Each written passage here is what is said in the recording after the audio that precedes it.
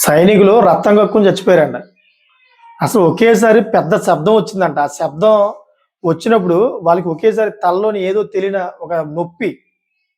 అందరూ కూడాను నోటి ద్వారా అదేవిధంగా ముక్కు ద్వారా రక్తం వచ్చి పడిపోయారంట. ఒక సైనికుడు చెప్తున్నాడు మాట దాని గురించి. అసలు ఆ శబ్దం ఎలా ఉందంటే తట్టుకోలేనంత శబ్దం.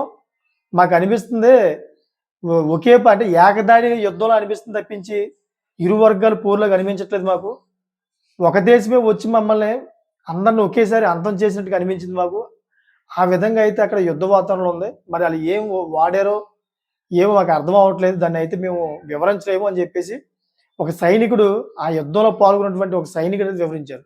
సో, ఇదంతా ఎక్కడ జరిగిందంటే ఎవరైతే వెనుజులా నికోలస్ మదురోని అరెస్ట్ చేయడానికి అమెరికా ఆ వెనుజులా పైన దాడి చేసింది. అలా దాడి చేసినప్పుడు నికోలస్ మదురో చుట్టూ కూడాను కొన్ని వేల మంది సైనికులున్నారన్నమాట. వెనుజులా సైనికులున్నారన్నమాట. ఈ వెనుజులా సైనికుల్ని అంతం చేసిన తర్వాతే మదురోని అరెస్ట్ చేయడం అవుద్ది. సో, అప్పుడు ఏం చేసింది అమెరికా? అమెరికా ఏం చేసిందంటే ఈ వెనుజులా సైనికుల్ని అంతమొందిస్తే గాని ఈ మదురోనైతే అరెస్ట్ చేయడం జరగదని ముందుగానే ప్లాన్ ఏసారన్నమాట. ఒక సూపర్ సోనిక్ ఆయుధాన్ని అయితే వాడారు. ఆ సూపర్ సోనిక్ ఆయుధం ప్రత్యేకలు మీరు వింటే గనక ప్రపంచ దేశాలు మొత్తం కూడా వణికిపోతాయి. అందుకే అమెరికా పేరు చెప్తేనే మొత్తం ప్రపంచ దేశాలన్నీ కూడా తోక ముడుస్తాయి. ఎందుకంటే అంత శక్తివంతమైన ఆయుధాలున్నాయి. ఒకసారి సూపర్ సోనిక్ యొక్క విశేషం మనం తెలుసుకుంటే మనకు కూడా అదిరిపోతామన్నమాట.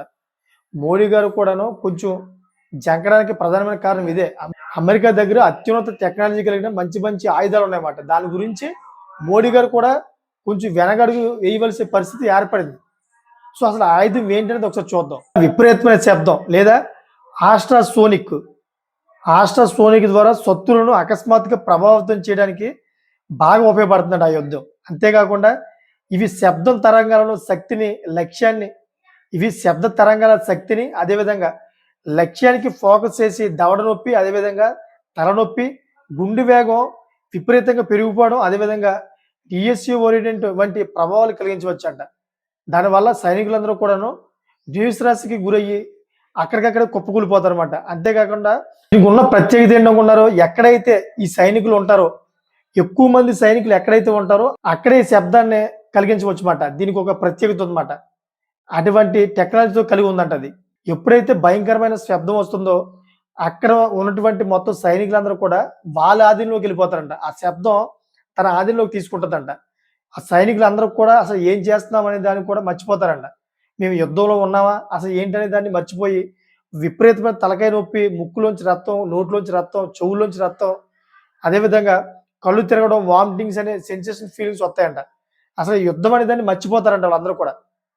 మొత్తం అంతా కూడా కళ్ళు తిరిగి పడిపోతారంట. ఇటువంటి హై టెక్నాలజీ ఆయుధాన్ని ఉపయోగించి వెనిజులా సైనికుల మీద అమెరికా అయితే నికోలస్ మదురోని అయితే తీసుకెళ్ళిపోయింది. సో, ఇటువంటి ప్రయోగాలు చేస్తదనే ప్రపంచ దేశాలన్నీ కూడా అమెరికా మీద కొంచెం జంకుతాయన్నమాట.